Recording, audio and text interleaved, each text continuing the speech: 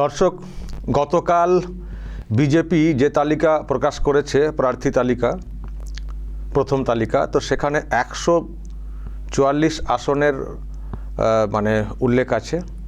144 আসন, 144 আসনের মধ্যে একমাত্র শুভেন্দু অধিকারী দুটি আসনে লড়বেন বলে বলা হয়েছে।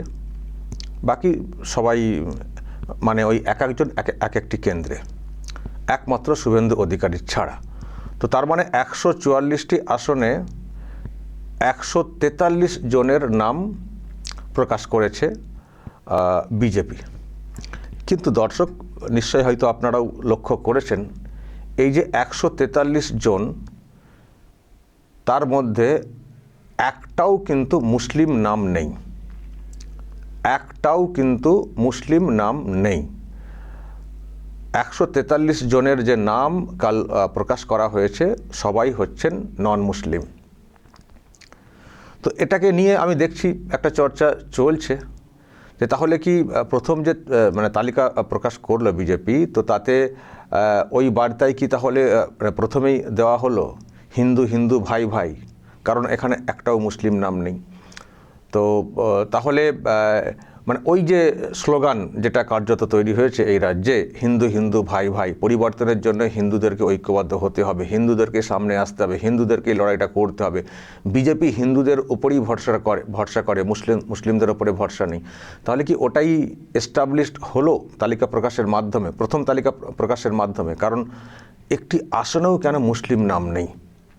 তাহলে কি বিজেপি একেবারে টোটাল মেরুকরণের মানে এটাতে চলে আসছে, মানে ভোটে পুরো মানে মুসলিমদের ওপরে একেবারে ভরসা না করে, যারা সনাতনী আছেন তাদের উপরে ভরসা করেই তাহলে বিজেপি লড়তে চাইছে? সেই জন্যেই প্রথম লিস্টে একটা কারো নাম রাখলো না। এ নিয়ে দর্শক প্রশ্ন তৈরি হয়েছে, কৌতূহল তৈরি হয়েছে, চর্চাও চলছে। কিন্তু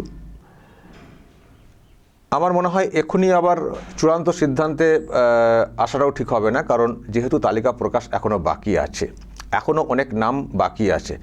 144টি কেন্দ্রের প্রার্থী তালিকা ঘোষণা হয়েছে, কিন্তু এখনও অনেক বাকি রয়েছে। ফলে সেটাও দেখতে হবে যে সেখানেও সব নন মুসলিম নাকি সেখানে মুসলিম কাউকে রাখা হয়েছে। তো সেটা দেখে হয়তো আমরা চূড়ান্ত সিদ্ধান্তে আসতে পারবো বা আন্দাজটা আরও শক্তভাবে করতে পারবো। তো আমরা পরের তালিকাটার দিকে তাকিয়ে আছি। কিন্তু এখনও পর্যন্ত যে তালিকাটা প্রকাশ পেয়েছে তাতে কিন্তু এটাই মানে বলা হচ্ছে, অনেকে বলছেন যে হিন্দু হিন্দু ভাই ভাই বলে বিজেপি যে কথাটা বলে আসে প্রথম তালিকা প্রকাশের মাধ্যমে, সেটা কিন্তু এস্টাবলিশ করেছে। কারণ মানে যে আসনের, যেসব আসন এখানে বলা হয়েছে, নাম প্রকাশ করা হয়েছে, তার মধ্যে অনেক আসনই আছে যেখানে মুসলিম প্রার্থী দিলেও দিতে পারতো বিজেপি, কিন্তু তার সত্ত্বেও যখন দেওয়া হয়নি, তার মানে হয়তো কিছু ভাবনা নিয়ে কোনো এতে বিজেপি এগোচ্ছে।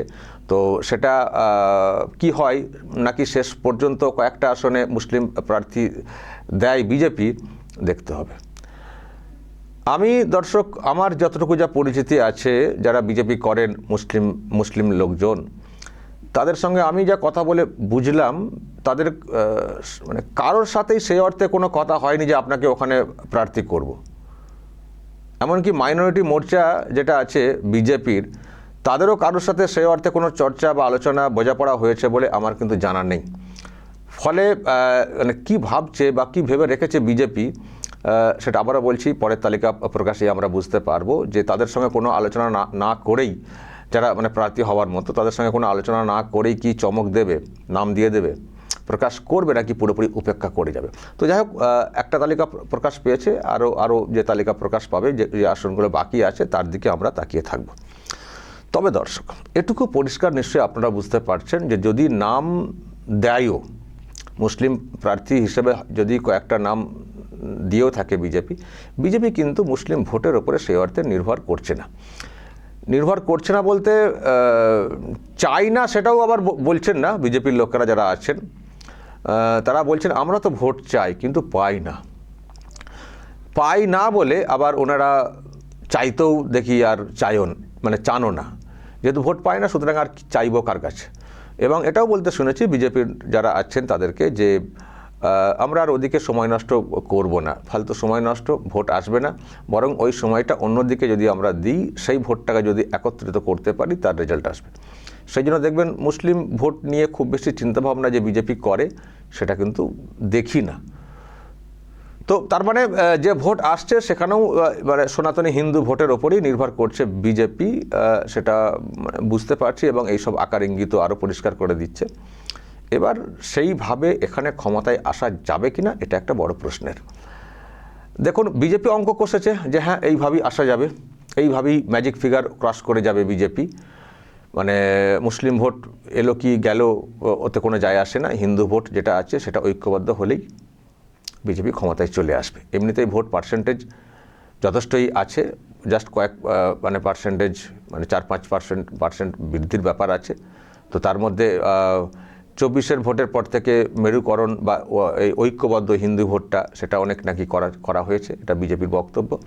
তো তাতে করে তারা মনে করছে, বিজেপি মনে করছে, নেতা নেত্রীরা তারা মনে করছেন যে বিজেপি এই সনাতনী হিন্দুদের উপরে ভর করেই আমরা ক্ষমতায় চলে আসব। তো সেই জন্য তারা একটু আত্মবিশ্বাসী ওই দিকটাতে, আর যেদিকে সময় নষ্ট করে কিছু লাভ হবে না সেদিকটা তারা কার্যত উপেক্ষা করেই চলছেন। আবার বলছি, সবাই যে পুরোপুরি উপেক্ষা করছেন তা না। আমি দেখেছি সমী ভট্টাচার্যকে বিশেষ করে, তিনি বলেছেন যে আমরা চাই, সবাই কি চাই, এবং অস্ত্র সরিয়ে পেন হাতে ধরাবো, এই ধরনের কথাও বলেছেন। কিন্তু মুখে তারা বলছেন, কিন্তু এটা তো অবশ্যই যারা মুসলিম সমাজের লোকজন আছেন তাদের মনে একটা রিয়াকশন তৈরি হবে যে বিজেপি এই কথা হয়তো কেউ মানে বিজেপির কেউ হয়তো এই কথা বলছেন, কিন্তু ভোটে প্রার্থী তালিকা যখন দেওয়া হচ্ছে সেখানে মুসলিম নাম কই। ফলে এই প্রশ্ন তারা তুলবেন। তো সেই জন্য বলছি, তারা প্রশ্ন তুলছেন কি তুলছেন না, হয়তো বিজেপির কাছে সেটা কোনো যায় আসে না। সেই জন্যে বিজেপি এমনি সার্বিকভাবে যেগুলো বলার চেষ্টা করে যে আমরা তো সবার জন্যই কাজ করি, ক্ষমতায় এলেও সবার জন্যই কাজ করব, কিন্তু মুসলিম ভোটে আমাদের যেহেতু ভরসা নেই, ফলে সময় নষ্ট করে লাভ নেই, তাই আমরা ওদিকে না কনসেন্ট্রেট করে আমরা হিন্দু ভোটকে কিভাবে আর কত রকমভাবে ঐক্যবদ্ধ করা যায় সেই চেষ্টা আমরা করছি। এবং অনেকে বলে থাকেন যে সেই জন্যই আমরা হিন্দু হিন্দু ভাই ভাই স্লোগানটা দিচ্ছি। এটা কোনো সাম্প্রদায়িক স্লোগান না, পলিটিক্যাল স্লোগান, যাতে করে হিন্দু ভোটটাকে ঐক্যবদ্ধ করে ক্ষমতায় আসা যায়, রাজ্যে পরিবর্তন আনা যায়। এটা হচ্ছে বিজেপির বক্তব্য। আমি আবারও বলতে চাইছি যে সেটা বিজেপির অঙ্ক, বিজেপি হিসেব কষেছে, সেটা বিজেপি আরও ভালো বুঝবে। আর রেজাল্টের পরে আমরা হয়তো আরও পরিষ্কার করে বুঝতে পারবো যে থিওরিতে এবারও লড়তে গেল বিজেপি, সেই থিওরি কতটা কার্যকর হলো। কিন্তু এটা ঠিক আমাদের পশ্চিমবঙ্গে মুসলিম ভোট একটা বড় ফ্যাক্টর। 90-92টা আসনে মুসলিম ভোট কিন্তু একটা বড় ফ্যাক্টর। ফলে সেই মানে মুসলিম ভোটটাকে পুরোপুরি এড়িয়ে গিয়ে বা উপেক্ষা করে বিজেপি আদৌ ক্ষমতায় আসতে পারবে কিনা এটাও একটা প্রশ্নের। যেমন বিজেপি অঙ্ক করছে যে হ্যাঁ সম্ভব, আবার অন্যরা যারা পলিটিক্যাল এক্সপার্ট আছেন তারা বলছেন যে এটা কিন্তু খুব চাপের, খুব টাফ ব্যাপার। মুসলিম ভোটের অন্তত একটা পার্সেন্টেজ দরকার ছিল বিজেপির পক্ষে, তো সেই মতো অ্যাপিল করাটা বিজেপির পক্ষে দরকার ছিল।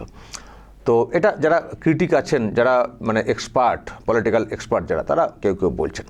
কিন্তু একটা ব্যাখ্যা আমি দেখি বিজেপিরও কেউ বলে থাকেন যে এখানে 30% মুসলিম আছে, তাই মুসলিম ভোটকে দরকার আছে, তাদেরকে বাদ দিয়ে কী করে ক্ষমতায় আসবে, এই কথা যেমন এখানে বলা হচ্ছে। তাহলে আসামে তো এর থেকে বেশি মুসলিম আছেন, আসামে 34%, 34। তো তাহলে সেখানে কি করে বিজেপি ক্ষমতায় এলো? আমি দেখেছি বিজেপির লোকেরাও কেউ বলেন, দেখি যে হ্যাঁ অঙ্কটা তো ঠিকই, এখানে 30%-এর কথা নিয়ে মানে ভোট আছে বলে এত কথা, যে 30% আছে তাহলে তাদেরকে এড়িয়ে কী করে ক্ষমতায় আসবে। আর আসামে তার থেকে বেশি মুসলিম ভোট 34%, তাহলে ওখানে বিজেপি কী করে ক্ষমতায় এলো? তাহলে ওখানে যদি ক্ষমতায় আসতে পারে বিজেপি, তাহলে এখানে কেন ক্ষমতায় আসতে পারবে না যেখানে 30% মুসলিম ভোট? আমি এটা একটা অঙ্ক, কিন্তু আমি মানে এই অঙ্কটা পাওয়ার পরে আমি আরেকটু খবর নিচ্ছিলাম যে সত্যিই তো ওখানে কি করে এলো 34% মুসলিম, তারপরে আসামে কি করে মানে ক্ষমতায় চলে এলো বিজেপি। তো ওখান থেকে দর্শক একটা ফ্যাক্টর আমি জেনেছি, একটা ফ্যাক্টর, সেটা হচ্ছে যে হ্যাঁ ওখানে 34% মুসলিম, আমাদের থেকে বেশি, মানে পার্সেন্টেজ ওয়াইজ বেশি, কিন্তু ওই যে মুসলিম মানে বসতি যে পার্সেন্টেজ যেটা বলা হচ্ছে, সেটা কিন্তু আমাদের পশ্চিমবঙ্গের মতো এতটা ছড়িয়ে ছিটিয়ে নেই। মানে পার্সেন্টেজ ওই রকম সংখ্যার নিরিখে, কিন্তু ওই মুসলিম যে অংশটা সেটা কিন্তু ওই 20-22টা আসনের মধ্যে সীমাবদ্ধ। মুসলিম পার্সেন্টেজ বেশি, কিন্তু ওই ভোটগুলো কিন্তু 20-22টা আসনের মধ্যে সীমাবদ্ধ, ফলে ওরা 100% ভোট পেয়ে জিতুক, যত মার্জিনই জিতুক ওই অংশে অন্য দল, কিন্তু ওই মানে ফ্যাক্টর হচ্ছে 20-22টা আসনে। ফলে বেশি ভোট হয়েও, ধরুন বেশি ভোট আছে সব মানে গোটা রাজ্যে ছড়িয়ে থাকলে বেশি আসনে ফ্যাক্টর হলে তবেই তো সেটা বিপদের। কিন্তু মানে ওখানে যেটা বলা হচ্ছে 100%, 90% সব একই জায়গায় 20-22টা আসনের ফ্যাক্টর। তো 20-22টা আসনে তো ছেড়েই দেয় ওখানে বিজেপি, যে ওখানে আবার জিতবো না, কিন্তু বাকি আসন তো অনেক বেশি, যেটা ম্যাজিক ফিগার ক্রস করে চলে যাবে। তো সেটাই কিন্তু ওখানে হয়। ওখানে ভোট পার্সেন্টেজ মুসলিমদের আমাদের এখান থেকে বেশি, কিন্তু ওটা বেশি আসনের নয়, ছড়িয়ে নেই, ওরা একটা জায়গার মধ্যে সীমাবদ্ধ, ওই 20-22টা আসনের মধ্যে। ফলে 20-22টা আসন নাই জিতে কী যায় আসে বিজেপির, কিন্তু বাকি আসনগুলোতে মুসলিম ভোট যে ফ্যাক্টর হয়ে দাঁড়াবে সেটা হয় না, ফলে ওখানে বিজেপি জিতে যায়। কিন্তু এখানে সমস্যাটা অন্য, এখানে 30% ভোট হয়তো আছে টোটালের নিরিখে, কিন্তু ওই 20-22টা আসনের সীমাবদ্ধ নেই, এখানে 90-92টা আসনে তারা ফ্যাক্টর। ফলে এখানে হচ্ছে পার্সেন্টেজ কম হলেও বিপদটা বেশি। তো যাই হোক, বিপদ এদিকে অমুক তমক বলা হলেও, ফ্যাক্টর ইত্যাদি বলা হলেও, বিজেপির যে ক্যালকুলেশন, তাদের বক্তব্য যে না, তারা এই হিন্দু ভাই সনাতনী যে ভোট আছে তার উপরে ভরসা করেই তারা চলে আসবে, যদি সত্যিই হিন্দু সনাতনীরা শেষ পর্যন্ত ঐক্যবদ্ধ হয়ে একদিকে ভোটটা দেন। তো সেই চেষ্টাই বিজেপি করছে। তবে এটাও আমি বলবো, যতই এটা ওই রকম বিজেপির লোকেরা বলে থাকুন না কেন, হিন্দু ভাই, আর আমি তো বলেইছি যে এটা পলিটিক্যাল স্লোগান, এটা সাম্প্রদায়িক স্লোগান না। তো সেই জন্যে যারা পরিবর্তন চাইছেন এখানে মুসলিম প্রার্থী থাক বা না থাক, কাউকে দেওয়া হোক বা না হোক, তাদের কিন্তু একটা বড় অংশ দেখবেন বিজেপিকে ভোটটা দেবেন। তাদের প্রধান কারণ এই টিএমসিকে হটানো, যেহেতু টিএমসিকে হটানোর দিকে এগিয়ে রয়েছে বিজেপি, সুতরাং এই টিএমসি থেকে মুক্ত হওয়ার জন্যে তারা কিন্তু বিজেপিকে ভোটটা দেবেন, মানে মুসলিমদের একটা অংশ কিন্তু বিজেপিকে ভোটটা দেবেন। কিন্তু বিজেপিকে ভাবতে হচ্ছে, যেটা পরিষ্কার আমি এখানে বুঝতে পারছি, যে বেশি মুসলিম করলে যদি হিন্দু ভোটটাও আবার এদিক ওদিক হয়ে যায়, সুতরাং এদিকটা ছাড়ো, ওদিকটাকে ভালো করে ধরো। আর যেহেতু এদিক থেকে বিরাট কিছু আসার নেই, যেটা আসা সেটা এমনি আসবে। তো দর্শক, এই হচ্ছে ইকুয়েশন যা আমি এখনও পর্যন্ত বুঝতে পারছি। এবার দেখা যাক, পরের লিস্টটা আসুক, তারপর ভোট ক্যাম্পেইন শুরু হোক, তারপর ভোটের রেজাল্ট এলেই আরও পরিষ্কার হয়ে যাবে বিজেপির ক্যালকুলেশন কতটা খাটলো বা কতটা খাটলো না।